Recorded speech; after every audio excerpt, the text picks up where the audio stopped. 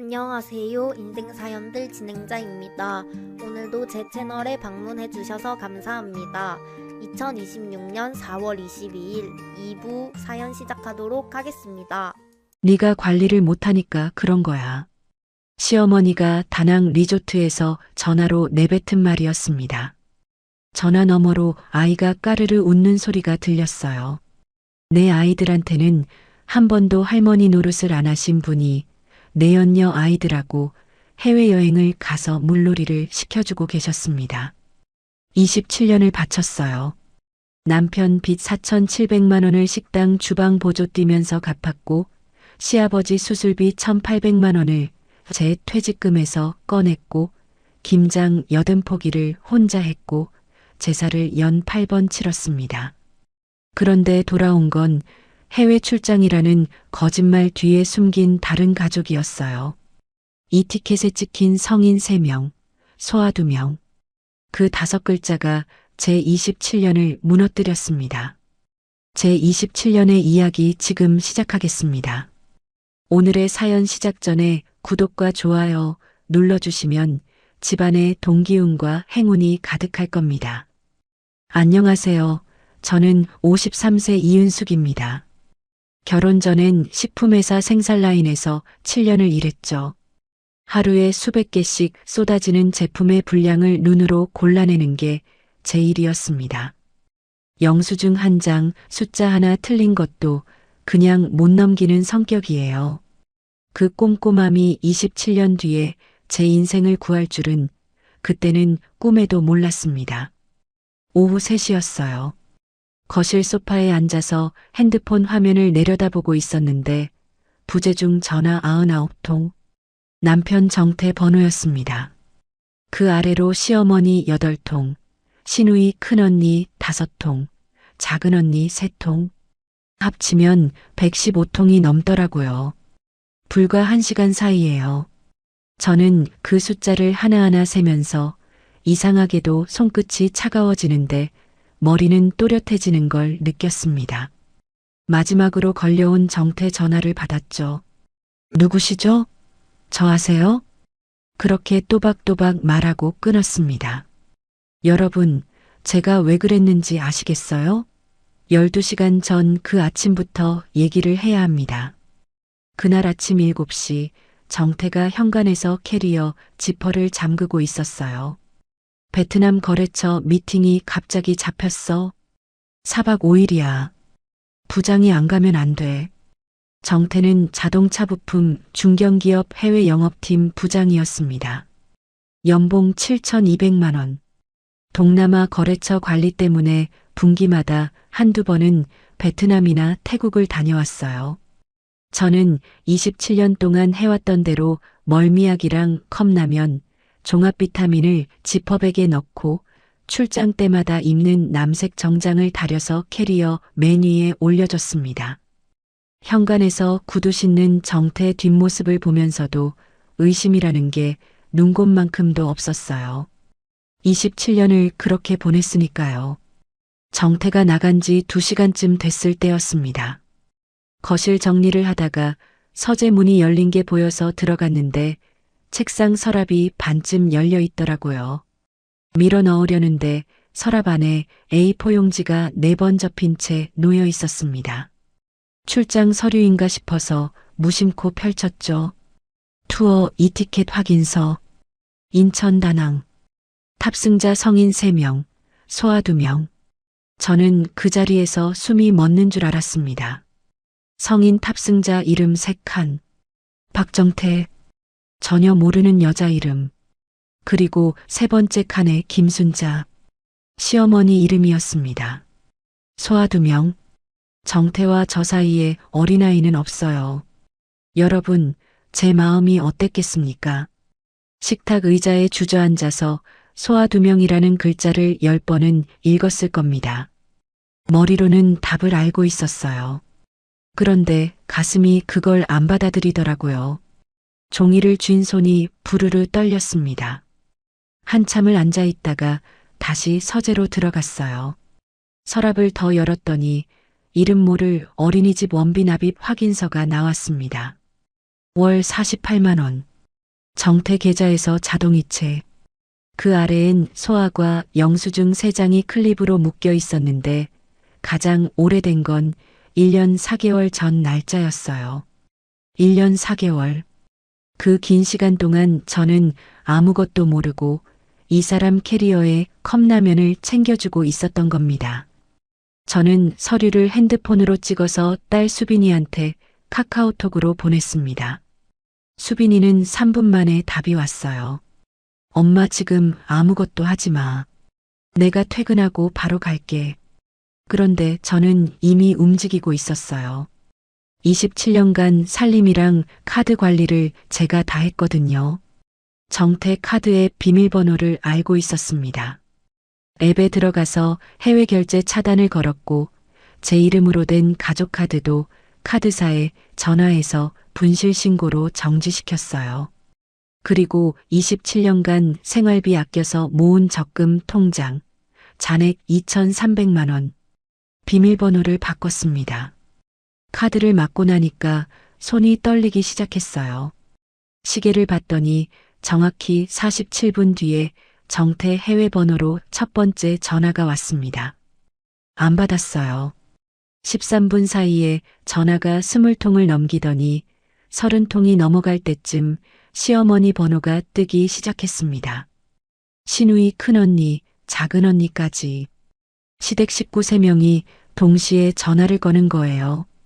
같은 장소에 있다는 뜻이죠. 그 장소가 다낭이라는 걸, 카드가 안 되니까 리조트 체크인에서 막혔다는 걸, 시어머니가 그 여행에 함께 있다는 걸 저는 이미 알고 있었습니다. 115통이 다 쌓인 뒤에 마지막 전화를 받았어요. 정태가 소리를 질렀습니다. 저는 그 고함 사이에 한마디를 넣고 끊었죠. 전화기를 식탁 위에 내려놓고 한참을 앉아 있었습니다. 저녁 7시 수빈이가 현관문을 열고 들어왔을 때 식탁 위에는 이티켓 출력본과 어린이집 영수증, 소아과 영수증이 가지런히 놓여 있었습니다. 수빈이가 식탁에 마주 앉아서 서류를 한 장씩 넘겼습니다. 이티켓, 어린이집 영수증, 소아과 영수증. 넘길 때마다 수빈이 얼굴에서 핏기가 빠지더라고요. 저는 그 얼굴을 보면서 이 아이한테 이걸 보여줘야 하나 싶은 마음과 나 혼자 안고 있으면 미칠 것 같은 마음 사이에서 입술만 깨물고 있었습니다. 엄마, 이거 언제부터야? 수빈이가 소아과 영수증 날짜를 손가락으로 짚었어요. 1년 4개월 전. 저는 그 질문에 대답하는 대신 27년 결혼 생활을 처음으로 딸에게 말하기 시작했습니다. 시어머니는 결혼 초부터 그랬어요. 명절에 친정 간다는 며느리가 어딨어. 시집 왔으면 이 집 사람이지. 친정 어머니가 편찮으셔서 병문안 가겠다고 했더니 시어머니가 부엌칼을 도마 위에 탁 내려놓으면서 그러셨죠. 제사 준비는 누가 하라고?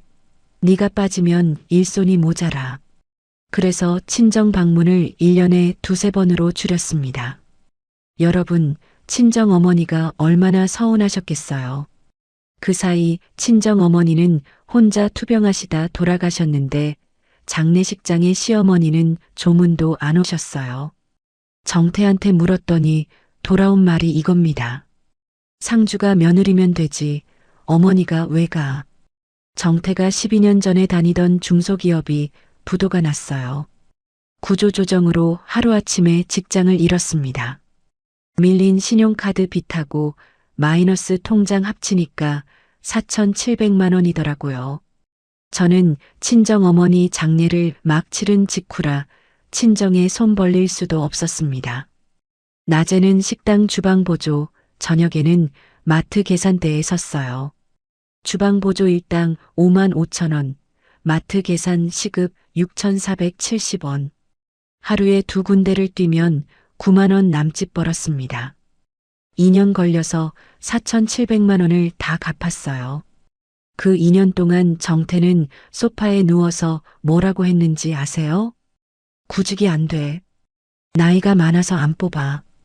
빚을 다 갚은 달에도 수고했다는 말은 없었습니다. 그래도 정태가 지금 회사 해외 영업팀에 재취직했을 때는 진심으로 안도했어요. 연봉 7,200만 원이면 우리 같은 형편에선 큰 돈이거든요. 그런데 돈을 벌기 시작하니까 오히려 더하더라고요. 집에서 뭐가 힘들다고 그래. 나는 매달 비행기 타고 동남아 뛰는 사람이야. 그게 입버릇이 됐습니다. 시아버지가 대장암으로 쓰러지셨을 때 수술비하고 간병비로 제 퇴직금 1,800만 원을 꺼냈어요.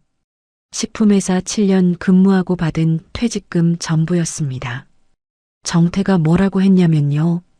당연히 해야 할 일을 한 건데 뭘 그리 티를 내.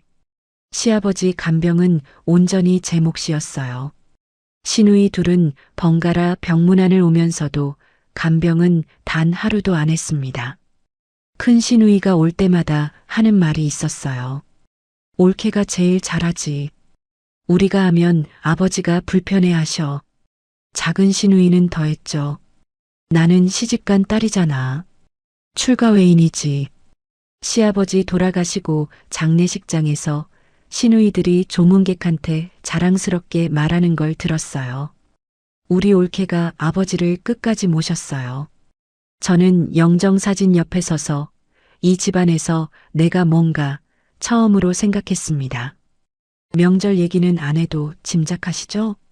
김장 80포기를 혼자 했고 설, 추석, 시아버지 기일, 시어머니 생신, 시댁 조부모 제사까지 연 8회 넘게 도맡았어요. 시누이들은 매번 빈손으로 와서 제가 차린 밥상에 앉고 올케 솜씨는 역시 그 한마디 남기고 떡국 그릇 하나 안 치우고 갔습니다. 한 번은 설날에 큰 시누이가 백화점 쇼핑백을 들고 왔길래 혹시나 싶어서 봤더니 자기가 산 자기 코트였어요. 27년째 저한테는 선물은커녕 수고했다는 말 한마디가 없었습니다. 수빈이가 제 얘기를 듣다가 카드 명세서 파일을 꺼내자고 했어요. 제가 월별로 정리해둔 명세서 철을 가져왔더니 수빈이가 한 장씩 넘기면서 형광펜으로 줄을 긋기 시작했습니다. 1년 반치를 훑으니까 대형마트 유아용품 코너, 키즈카페, 소아과 근처 약국, 아이온 매장. 매달 80만 원에서 많으면 150만 원까지 찍혀 있었어요. 기저귀 한 팩에 2만 원이에요. 일주일에 3팩이면 한 달에 기저귀 값만 24만 원입니다. 거기에 분유, 이유식, 아이오까지. 수빈이가 계산기를 두드려서 총합을 말했을 때 2,400만 원이라는 숫자가 나왔습니다. 해외 결제 내역도 눈에 걸렸어요. 정태 개인 카드로 찍힌 다낭 레스토랑, 호이안 아이 체험 프로그램, 리조트 부대 시설. 전부 회사 출장 기간이랑 겹쳤는데 법인카드가 아니라 개인카드로 아이 관련 시설을 결제했다는 건 회사 출장이 아니라 사적 여행이었다는 뜻이잖아요. 수빈이가 돌아간 뒤 정태한테 전화했지만 안 받더라고요. 그래서 시어머니한테 걸었습니다. 전화 너머로 아이가 까르르 웃는 소리가 들렸어요. 물놀이 하는 소리도요. 어머니, 지금 어디세요? 2초쯤 침묵이 흐르고 시어머니가 받아쳤습니다. 내가 어디 있든 네가 왜 상관이야. 정태 서랍에서 이 티켓 나왔어요. 성인 3명 소아 2명. 어머니 성함도 있어요. 그랬더니 돌아온 말이요. 야, 남자가 바깥에서 좀 그럴 수도 있는 거지. 네가 잘했으면 그랬겠어? 네가 관리를 못하니까 그런 거야. 사람이 어떻게 그럴 수 있나요? 전화를 끊고 나서도 귓속에 아이 웃음소리가 맴돌았습니다. 저는 곧바로 녹음 앱을 확인했어요. 시어머니한테 전화하기 전에 습관처럼 녹음 버튼을 눌렀던 게 남아 있었습니다. 네가 관리를 못하니까 그런 거야. 그 말하고 배경에 아이 웃음소리까지 고스란히 녹음돼 있었어요. 제가 직접 통화한 거니까 문제될 건 없을 거라고 생각하면서 파일을 따로 저장해 뒀습니다. 그날 밤 혼자 서재에 앉아서 27년치 가계부를 꺼냈어요.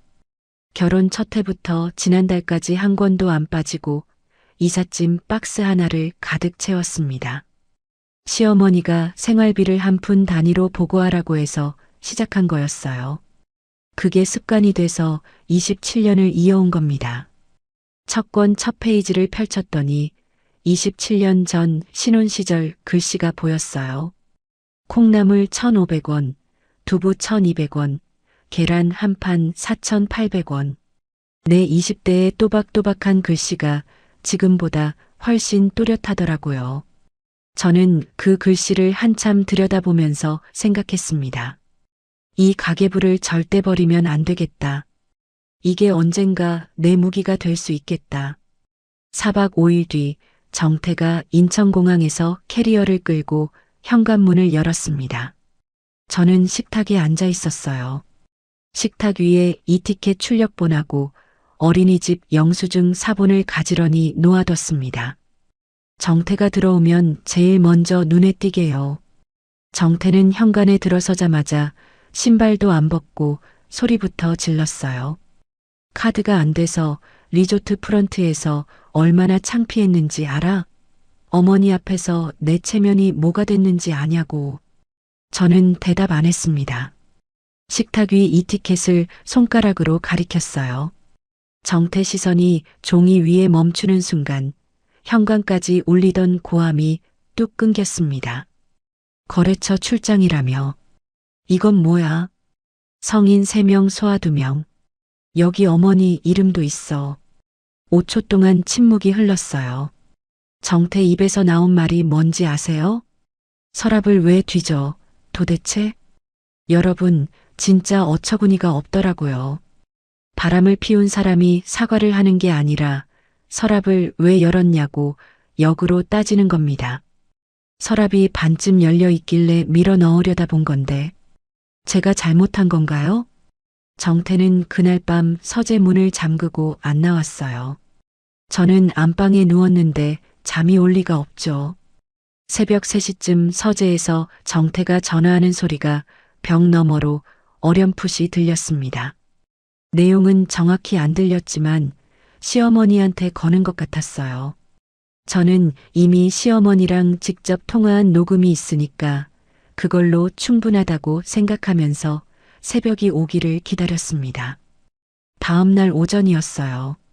시어머니가 다낭에서 돌아오자마자 택시 타고 우리 집에 올라왔습니다. 현관문 열리는 소리가 나서 나갔더니 한 손에 면세점 쇼핑백을 들고 서 계셨어요. 쇼핑백 사이로 시누이들 줄 화장품 선물이 삐져나와 있더라고요. 저는 그걸 보면서 저 돈이면 내 국민연금 석 달치다. 그 계산을 하고 있었습니다. 시어머니가 거실에 턱 앉으시더니 대뜸 이러셨어요. 은수가 네가 이혼하겠다고? 저는 아무 말도 안 했습니다. 시어머니가 무릎을 탁 치면서 말을 이으셨죠. 그래 해봐. 이 아파트 정태 이름이야. 차도 정태 이름이야. 너 나가면 보증금 500도 없어서 반지하 갈 거야. 동네 사람들한테 이혼녀라고 손가락질 당하면서 살고 싶어? 틀린 말이 아니었어요. 그게 더 무서웠습니다. 아파트 경기도 외곽 32평, 시세 5억 2천. 남편 이름이에요. 차도 남편 이름. 제 이름으로 된 거라곤 적금 2,300만 원하고 국민연금 예상 수령액월 42만 원. 그게 전부였습니다. 27년을 바쳤는데 내 이름 석자가 올라간 게 하나도 없다는 현실이 불륜보다 더 무서웠어요. 손이 차가워지면서 위장이 쥐어짜이는 것 같았습니다. 며칠 뒤에 시누이 작은 언니한테 전화가 왔어요. 옳게, 나는 옳게 편이야. 솔직히 오빠가 잘못한 거지. 편이래요. 저는 속으로 코웃음이 나왔지만 일단 들었습니다. 작은 시누이는 이것저것 물어보면서 제가 뭘 알고 있는지 떠보는 거였어요. 그런데 말하다 보니 무심코 흘린 게 있었습니다. 그 여자애가 둘이야. 위에가 4살이고 아래가 2살. 어머니가 가끔 봐주셨어. 다낭도 어머니가 애들 봐주는 조건으로 같이 간 거야. 전화기를 쥔 손에 힘이 들어갔습니다. 내 연녀 아이가 둘. 시어머니가 그 아이들 육아를 도와줬다.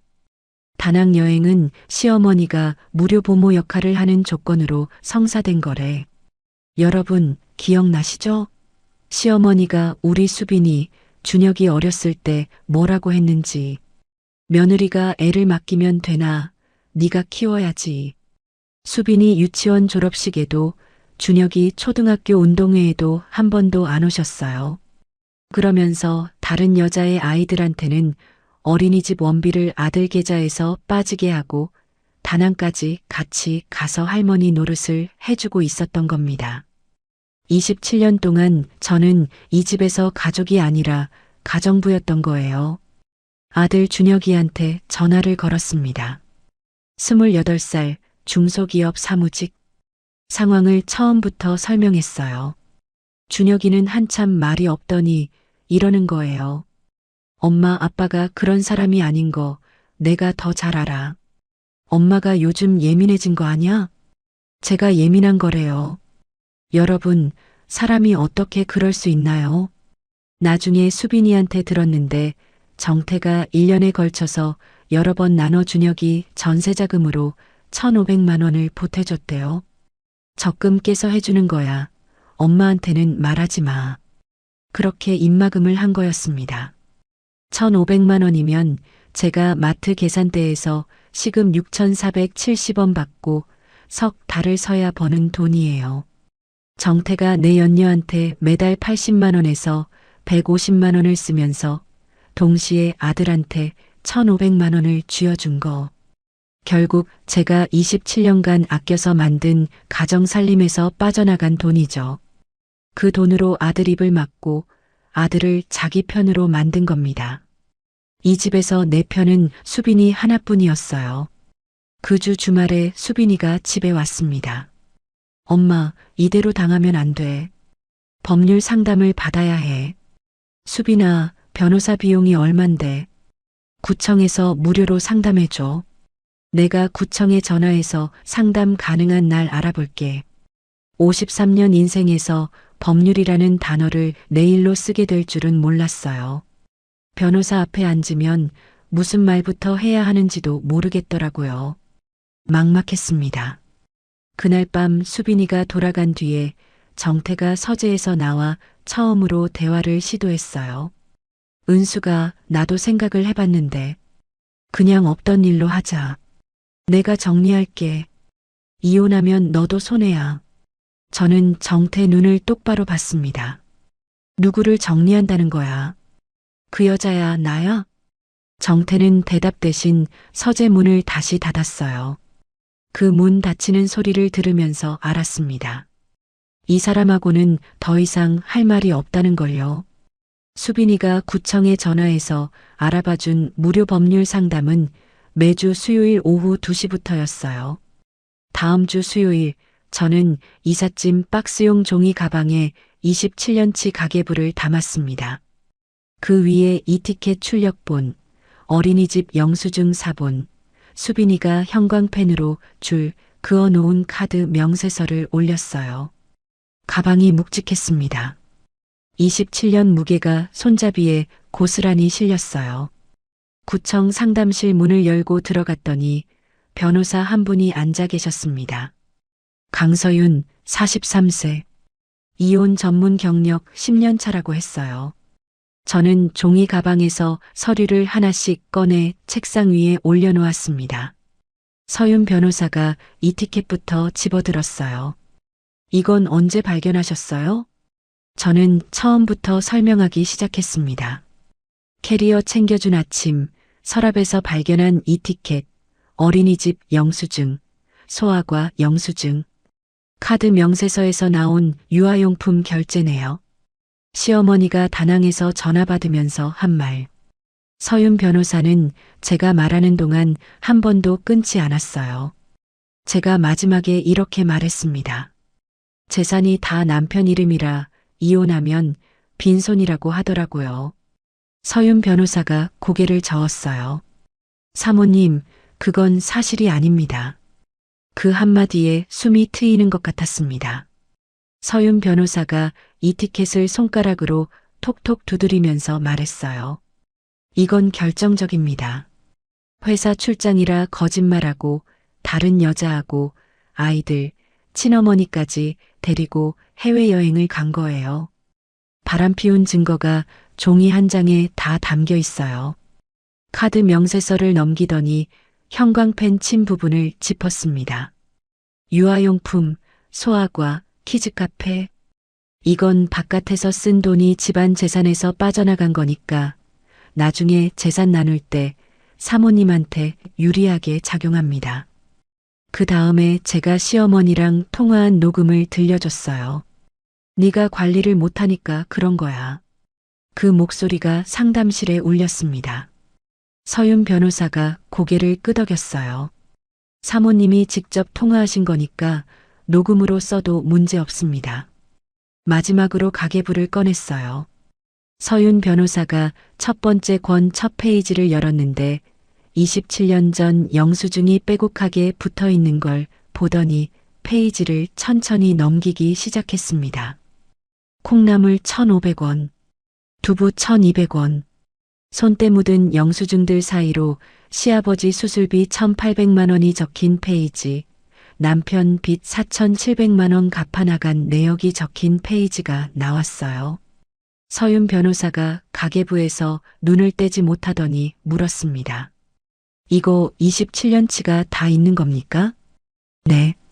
시어머니가 생활비를 한 푼 단위로 보고하라고 해서 시작한 건데 습관이 돼서 한 권도 안 빠졌어요.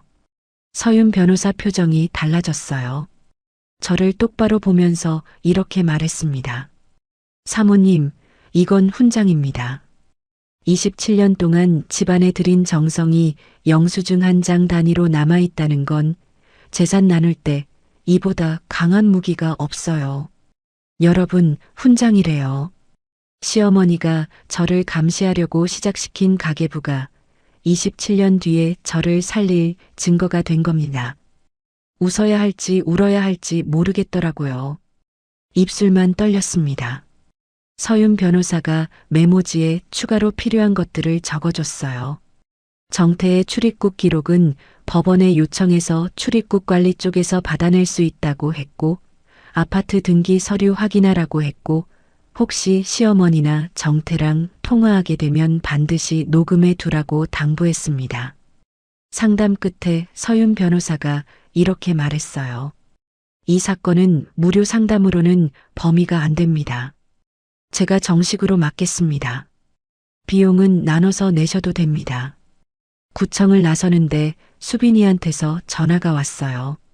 상담 내용을 전했더니 수빈이가 바로 말했습니다. 엄마, 내가 아빠 카드 명세서 해외 결제 항목이랑 출장 기간을 컴퓨터로 표 만들어서 대조 정리할게. 25살짜리 딸이 퇴근 후에 밤마다 엄마 서류를 정리하고 있다는 거잖아요. 고맙기도 하고 이 아이한테 이런 짐을 지우고 있다는 게 미안해서 구청 앞 벤치에서 한참을 일어나지 못했습니다. 법률 상담을 받고 나니 이혼이 점점 현실이 됐어요. 문제는 당장 먹고 사는 거였습니다. 27년간 전업주부였던 53세 여자가 뭘 할 수 있을까? 구직 사이트를 열어봤는데 경력 단절 여성 50대로 검색하면 나오는 건 요양보호사 아니면 청소용역뿐이더라고요. 이력서에 쓸 경력이라곤 결혼 전 식품회사 생산직 7년하고 중간중간 뛴 주방보조, 마트 계산원, 보험 외판이 전부였어요. 그 주 목요일 오후에 오랫동안 연락이 없던 영자 언니한테서 카카오톡이 왔습니다. 영자 언니는 식품회사 시절 같은 라인에서 일하던 동료였어요. 10년 전에 퇴직하고 반찬 가게를 차렸는데 매장을 하나 더 내면서 주방이랑 배달 관리를 같이 할 사람을 못 구하겠다는 거예요. 시간 되면 만나자고요. 토요일에 찾아가 봤더니 12평짜리 가게에서 영자 언니 혼자 반찬 만들고 포장하고 배달까지 하고 있었어요. 은수가 새 매장에서 주방이랑 배달 관리 맡아줘. 월 220만 원의 4대 보험. 화려하진 않았어요. 그런데 53세에 내 이름으로 된 월급 통장이 생긴다는 것, 4대 보험 들어가면 국민연금이 추가로 쌓인다는 것, 그것만으로도 눈앞이 밝아졌습니다. 제가 상황을 말 안 했는데 영자 언니가 제 얼굴을 들여다보더니 물었어요. 은수가, 내 표정이 예전 같지 않아. 무슨 일 있지? 반찬 가게 작은 플라스틱 의자에 앉아서 결국 다 말해버렸습니다. 영자 언니가 한참을 듣다가 이렇게 말했어요. 은수가, 너는 남 밑에서 눈치 보느라 네가 얼마나 일 잘하는 사람인지 몰라. 식품회사 라인에서 너처럼 꼼꼼한 사람 없었어. 27년간 남편한테도 시어머니한테도 시누이한테도 못 들은 말이었습니다. 10년 만에 만난 옛 동료한테서 그 말을 듣고 저는 반찬 가게 냉장고 앞에서 울었어요. 영자 언니 가게에서 나와 버스를 타고 집으로 오면서 창밖을 보는데 생각이 정리가 됐습니다. 서윤 변호사한테서 증거가 있다는 말을 들었고 영자 언니한테서 일자리를 제안받았고 수빈이는 매일 밤 서류를 정리해주고 있었어요. 이 세 사람이 27년간 혼자였던 내 주변에 생긴 첫 번째 울타리였습니다. 53년 인생에서 처음으로 나를 위한 싸움을 해보겠다고 생각했어요.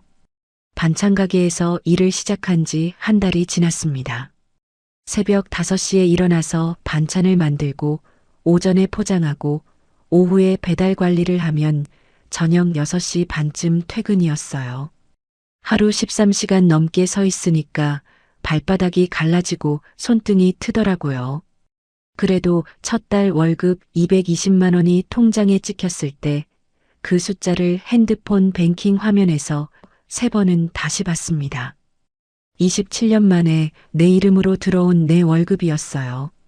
서윤 변호사가 법원에 이혼 소송을 넣었고 첫 번째 조정 기일이 잡혔습니다. 가정법원 조정실 앞 복도 벤치에 앉아서 서윤 변호사랑 나란히 차례를 기다렸어요. 무릎 위에 종이 가방을 올려놓고 두 손으로 꼭 잡고 있었는데 그 안에 27년치 가계부가 들어 있었습니다. 손바닥에 땀이 배었어요. 조정실 문이 열렸습니다. 들어서니까 정태하고 정태 쪽 변호사가 이미 앉아 있었어요. 정태는 양복을 새로 맞춰 입고 넥타이까지 매고 있더라고요. 저랑 눈이 마주쳤는데 고개를 돌렸습니다. 27년을 같이 살았는데 고개를 돌리더라고요. 조정위원이 양쪽에 진술을 요청했어요. 정태 쪽 변호사가 먼저 입을 열었습니다. 쌍방의 성격 차이로 인한 혼인 파탄이며 원만한 재산 분할을 희망합니다. 성격 차이래요. 여러분 들으셨죠? 남편이 다른 여자랑 아이 둘을 데리고 해외여행을 다닌 게 성격 차이라는 겁니다. 시어머니까지 동행했는데 저는 이를 꽉 깨물고 있었고 옆에서 서윤 변호사가 서류 봉투를 열기 시작했습니다. 첫 번째, 여행사 이티켓 출력본. 인천에서 다낭. 성인 3명, 소아 2명. 시어머니 이름 포함. 두 번째, 수빈이가 밤마다 정리해준 카드 명세서 대조표. 17개월 동안 유아용품, 소아과, 키즈카페에 쓴 돈 총 2,400만 원, 다낭 여행 추정 비용 500만 원. 세 번째, 어린이집 원비 납입서.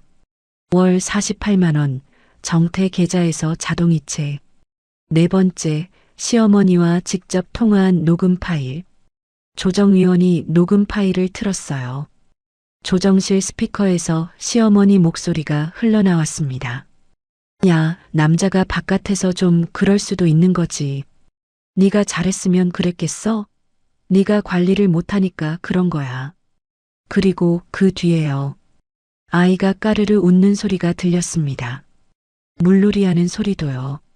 다낭 리조트에서 시어머니가 내연녀 아이들이랑 같이 있으면서 한 말이라는 게 그 배경소리 하나로 다 드러난 겁니다.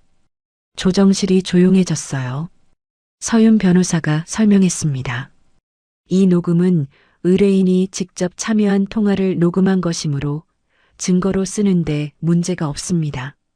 조정위원이 녹음을 끝까지 듣고 나서 안경을 벗고 정태를 바라봤어요. 이 녹음에 대해 할 말이 있으십니까? 정태는 아무 말도 못했습니다. 고개를 숙이고 손만 깍지를 끼었어요. 27년 동안 집에서 뭐가 힘들다고 그래. 나는 동남아 뛰는 사람이야. 그렇게 큰 소리 치던 사람이 고개를 숙이고 있었습니다. 서윤 변호사가 마지막으로 종이 가방에서 27년치 가계부를 꺼냈어요. 조정위원이 첫 번째 권을 펼쳤습니다. 콩나물 1,500원부터 시작된 영수증이 빼곡하게 붙어 있었죠. 페이지를 넘기다가 멈췄어요.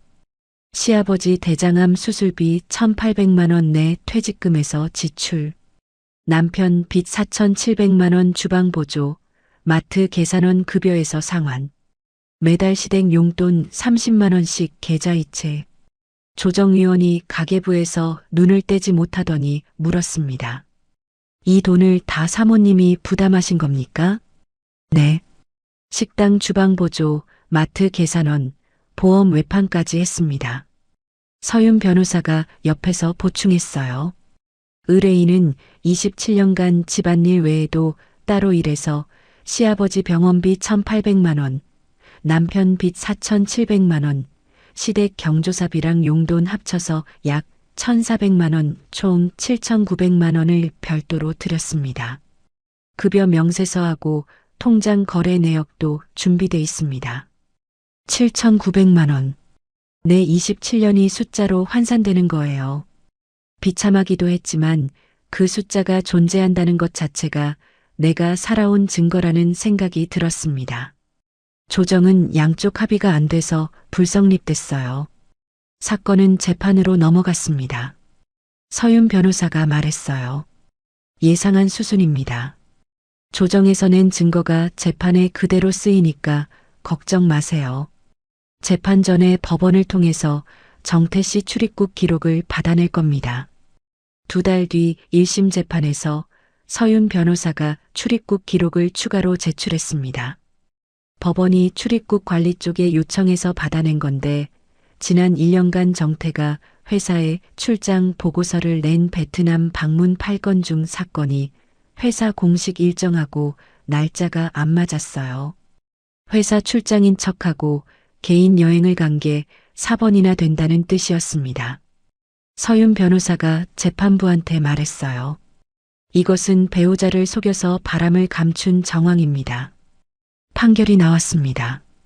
재판부가 재산을 나누는 비율을 제 쪽 55%로 잡았어요.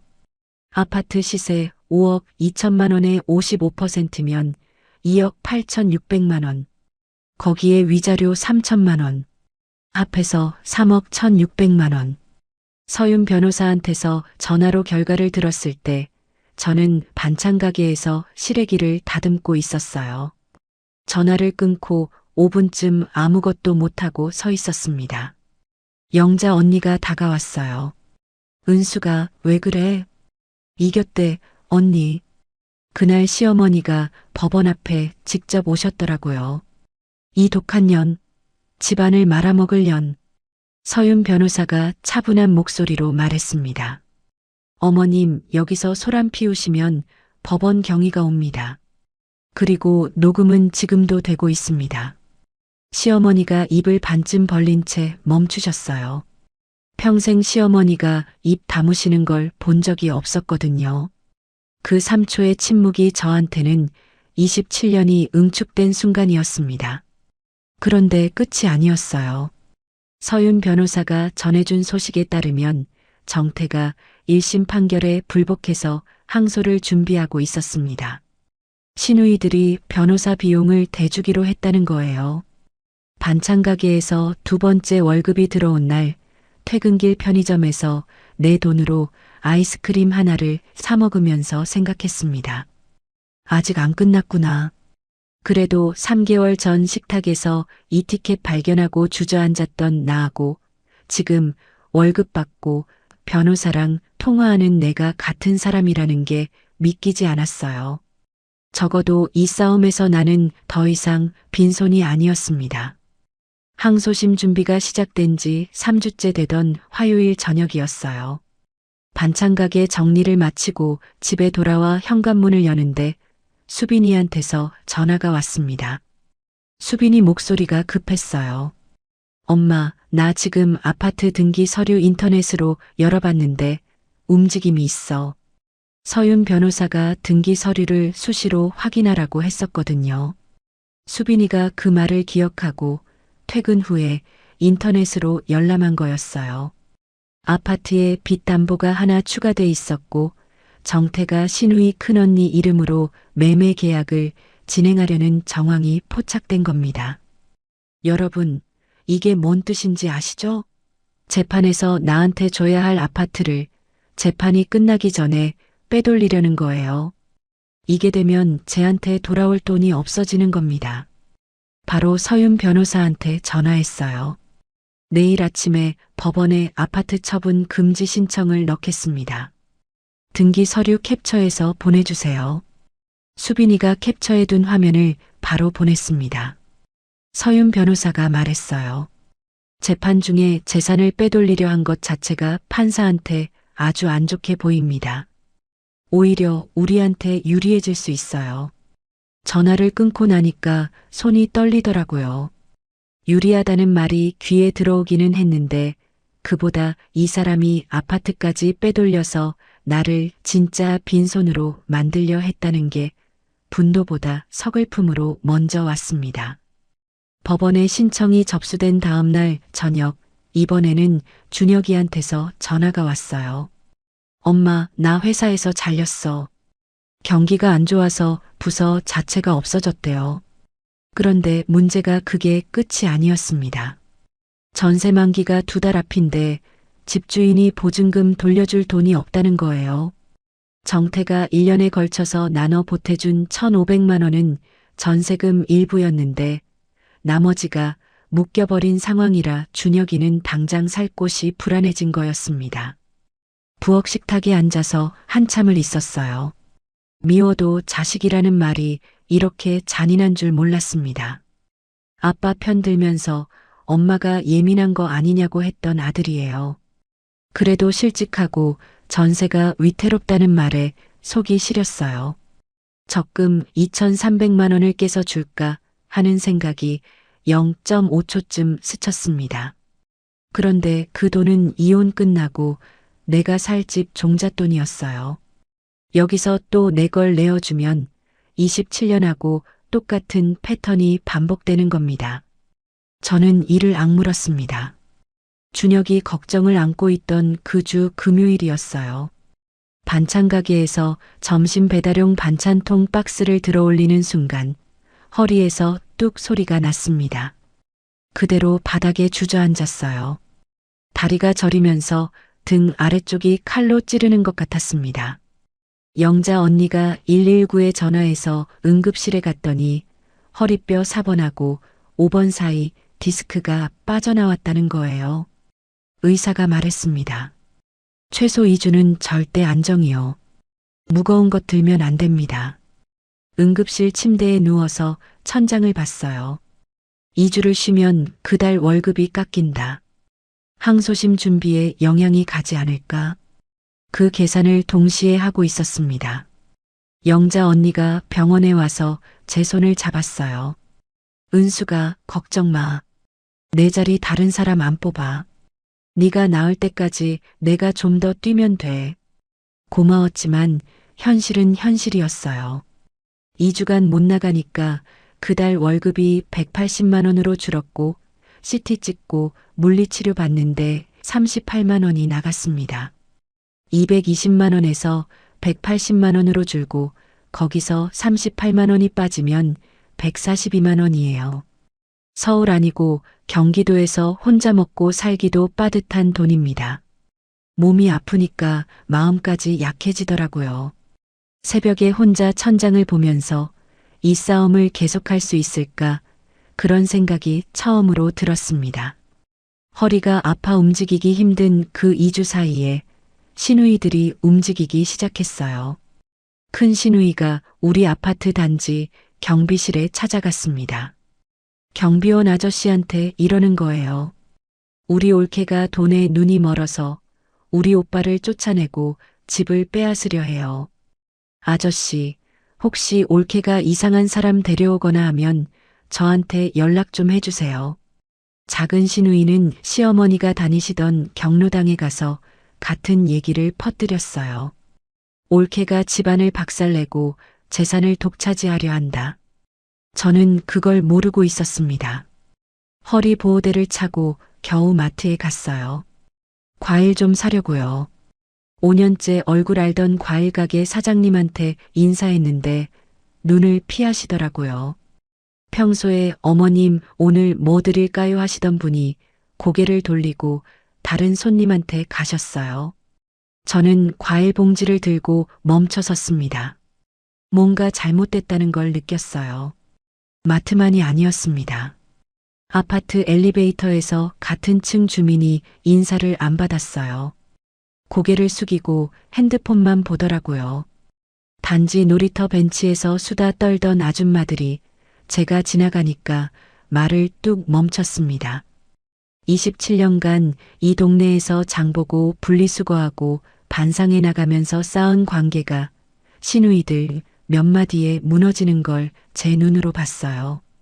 여러분, 이혼보다 이게 더 무서울 수 있다는 거 아세요? 주변 사람들 시선, 체면.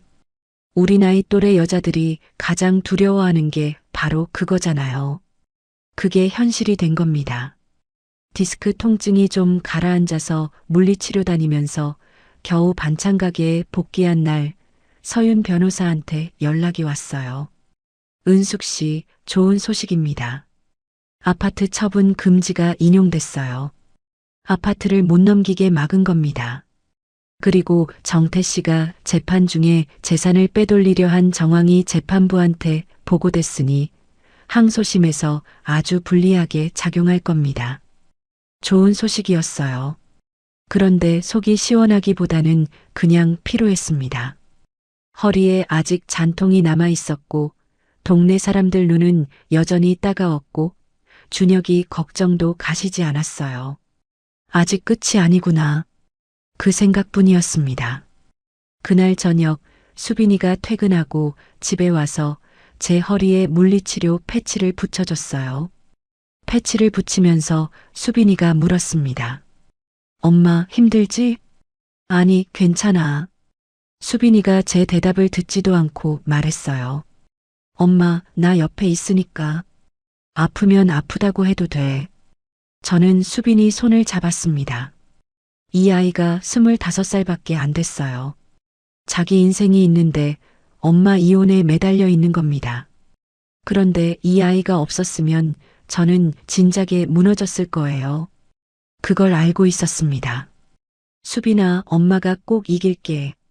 그 말을 하고 나니까 내일 새벽에 다시 반찬 가게에 나갈 힘이 생겼습니다. 항소심 기일이 잡힌 건 그로부터 2달 뒤였습니다. 가정법원으로 가는 버스 안에서 서윤 변호사가 정리해준 서류 파일을 무릎 위에 올려놓고 창밖을 봤어요.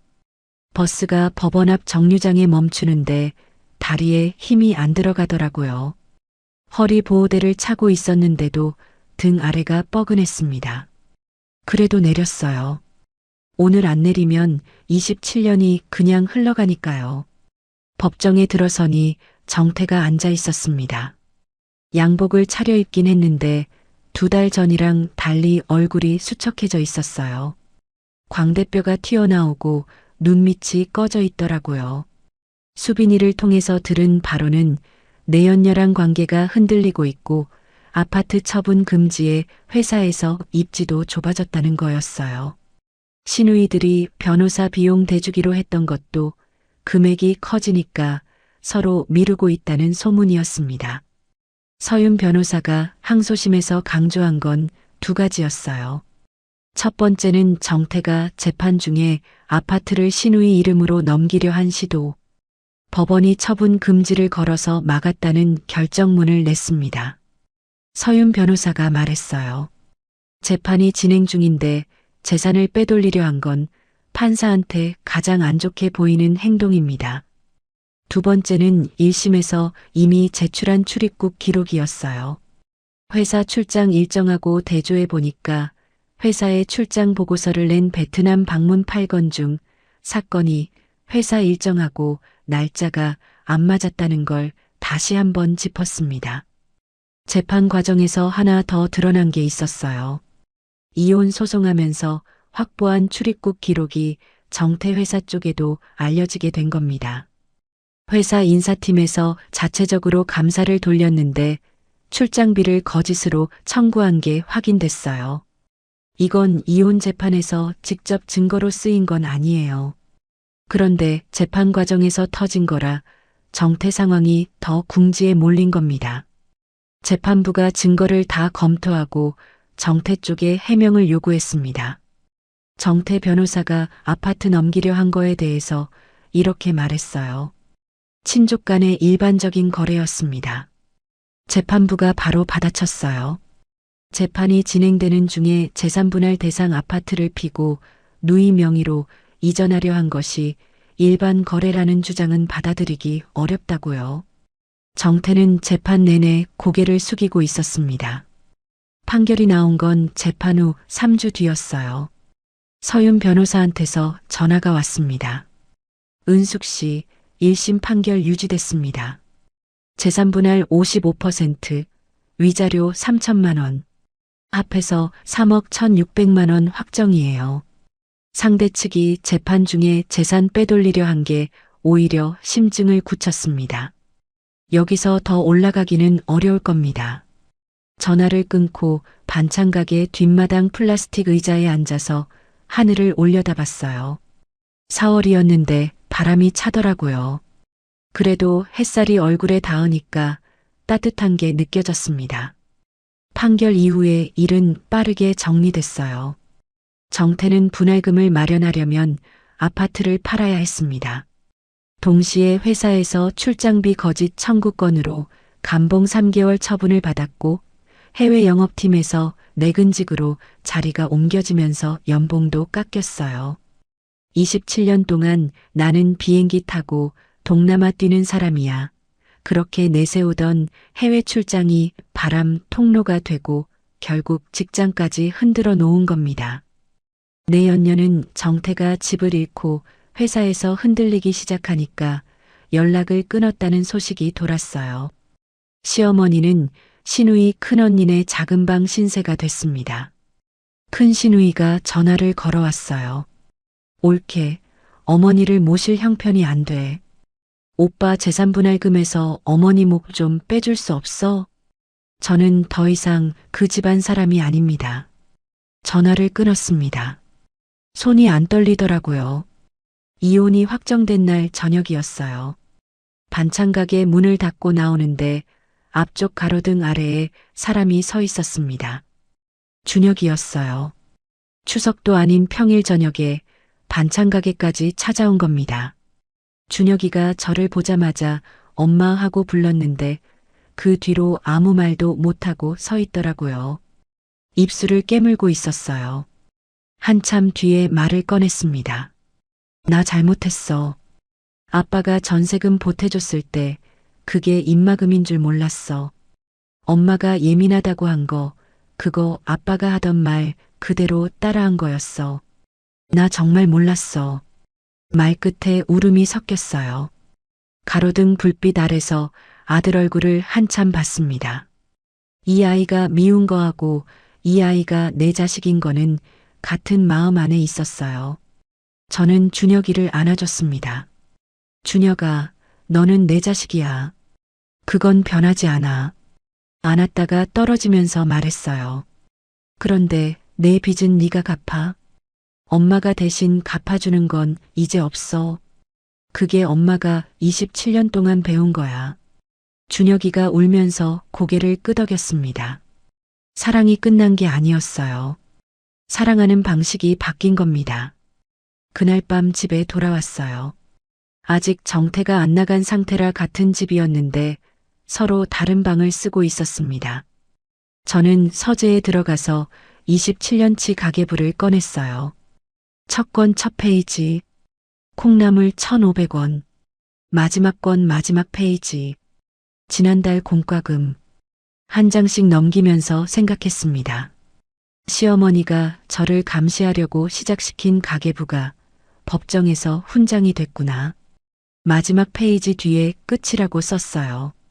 그리고 새 가계부를 한 권 꺼내서 첫 페이지에 오늘 날짜를 적고 그 아래에 이렇게 썼습니다. 이윤숙의 가계부 한 권. 이혼이 확정되고 정태가 아파트를 내놓았는데 팔리기까지 4개월이 걸렸어요. 경기도 외곽 32평이 쉽게 안 나가더라고요. 매각 대금에서 재산분할금이 지급된 뒤 저는 바로 집을 알아보기 시작했습니다. 3억 1,600만 원. 숫자만 보면 커 보이죠. 그런데 여기서 집을 사고 나면 남은 돈으로 60세, 70세, 80세까지 살아야 해요. 함부로 쓸 수 없었습니다. 수빈이랑 주말마다 부동산을 돌았어요. 수빈이가 인터넷으로 매물을 검색해서 목록을 뽑아왔고 저는 직접 가서 창문 방향이랑 수도 수압이랑 벽지 상태를 눈으로 확인했습니다. 식품회사 생산 라인에서 분량 골라내던 눈이 이럴 때 쓰이더라고요. 경기도 소도시에 전용 59제곱미터 소형 신축 아파트를 찾았어요. 매매가 2억 2천만 원. 취득세랑 중개 수수료, 법무사 비용까지 합치니까 2,400만 원 남짓이 더 들었습니다. 총 2억 4,400만 원 가까이 들어간 셈이에요. 법무사 사무실에서 등기 서류를 받았습니다. 소유자란에 이윤숙 세 글자가 찍혀 있었어요. 그 서류를 받아들고 법무사 사무실에서 새 집까지 걸어갔습니다. 15분 거리였는데 30분 넘게 걸렸어요. 자꾸 서류를 꺼내서 봤거든요. 현관문을 열고 빈 거실에 들어섰습니다. 아무것도 없었어요. 커튼도 없고 가구도 없고 바닥에 입주 청소 자국만 남아 있었습니다. 그 바닥에 앉아서 등기 서류를 무릎 위에 올려놓고 한참을 있었어요. 53년 인생에서 내 이름으로 된 집은 이게 처음이었습니다. 나머지 7,200만 원 중에 5천만 원은 적금하고 개인연금에 나눠 넣었고 2,200만 원은 비상금으로 통장에 뒀어요. 서윤 변호사가 소개해준 재무설계사가 말하더라고요. 국민연금 받기 시작하려면 7년 남았습니다. 그때부터 월급이랑 연금 합치면 넉넉하진 않아도 누구 눈치 안 보고 사실 수 있는 구조예요. 누구 눈치 안 보고. 이 5글자가 내 인생에서 가장 비싼 말이었습니다. 27년간 시어머니 눈치, 남편 눈치, 시누이 눈치를 봤어요. 콩나물 한 봉지 살 때도 가계부에 적어야 했고 친정에 다녀오면 며칠을 눈칫밥을 먹어야 했습니다. 그게 이제 끝난 거예요. 반찬 가게에서는 영자 언니가 제 1년째 근무를 축하한다며 이렇게 말했어요. 은수가 네가 오고 나서 단골이 30% 늘었어. 특히 매콤 어묵볶음이랑 소불고기 장조림은 주문이 2배야. 월급을 250만 원으로 올려줬습니다. 새벽 5시에 출근해서 반찬 만들고 오후에 배달 관리 마치면 저녁 6시 반 퇴근. 고되지만 내 통장에 내 이름으로 들어오는 250만 원은 27년간 남편 카드로 장 보던 시절의 어떤 금액보다 무게가 있었어요. 지난달에 반찬 가게 단골 할머니 한 분이 그러셨거든요. 사장님, 여기 반찬이 우리 며느리보다 나아. 영자 언니랑 눈을 마주치면서 웃었어요. 사장님이래요. 53년 동안 옳게 며느리, 엄마라고만 불리다가 사장님이라는 호칭을 듣고 있는 겁니다. 수빈이하고는 격주 토요일마다 내 아파트 근처 칼국수집에서 밥을 먹어요. 칼국수 한 그릇에 8,000원. 수빈이가 처음 새 아파트에 왔을 때 현관에서 신발 벗으면서 이러더라고요. 엄마 집이다. 진짜 엄마 집이다. 거실 창으로 오후 햇살이 들어오는 걸 보면서 수빈이가 말했어요. 엄마 집 예쁘다. 그 말이 세상에서 제일 비싼 말이었어요. 27년간 한 번도 가져보지 못한 내 공간을 딸이 처음으로 인정해준 순간이었거든요. 준혁이는 배달 일을 하면서 빚을 갚아가고 있었습니다. 이혼 확정 후 석 달째부터 한 달에 한 번 내 계좌로 10만 원을 보내오기 시작했어요. 적요란에 엄마 용돈이라고 적혀 있었습니다. 처음 그 알림을 본 건 반찬 가게 퇴근하고 편의점에 들렀을 때였어요. 핸드폰 화면에 준혁 이은숙 10만 원 엄마 용돈이라고 떠 있는 걸 보고 편의점 음료 냉장고 앞에서 울었습니다. 캔커피 하나 사서 밖에 나와 마시면서 생각했어요. 이 10만 원이 1년 전에 엄마가 예민한 거 아니냐고 했던 그 입에서 나온 돈이라는 거요. 정태는 아파트 팔고 회사 근처 원룸으로 이사했대요. 감봉에 보직 변경까지 당한 뒤로 해외 출장은 완전히 없어졌고 내연녀는 정태가 집 잃고 연봉 깎이니까 아이 둘 데리고 연락을 끊었다고 합니다. 시어머니는 시누이 큰언니네 작은 방에서 지내시면서 아직도 그러신대요. 내 아들이 이렇게 된 건 다 그년 때문이라고. 전에 듣긴 했지만 더 이상 상처가 안 됐어요. 그 사람들 이야기는 이제 내 가계부에 안 적히는 항목이니까요. 지난 설날 수빈이하고 준혁이가 내 작은 아파트에 왔어요. 셋이서 부엌에 나란히 서서 떡국을 끓였습니다. 80포기 김장도 없고 12가지 제사상도 없는 냄비 하나에 떡국 하나뿐인 설날이었어요. 수빈이가 계란 지단을 붙이고 준혁이가 서툴게 파를 썰었습니다. 파 써는 게 어찌나 두꺼운지 수빈이가 옆에서 오빠 그건 파전 쓸 거야? 라고 놀렸고 준혁이가 머쓱해하면서 다시 썰었어요. 좁은 식탁에 떡국 3그릇을 놓고 마주 앉았을 때 이게 내 인생에서 가장 따뜻한 명절이라는 걸 알았습니다.